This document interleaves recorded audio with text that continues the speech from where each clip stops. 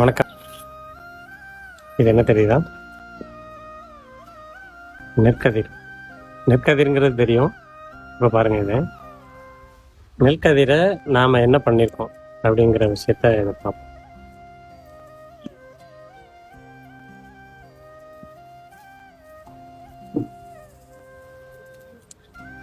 நெற்கதிரை தோரணமாக செஞ்சுருக்கோம். பார்த்தீங்களா? இந்த கதிரை நீங்கள் வீட்டில் நிலைவாசலில் தொங்க விடலாம்.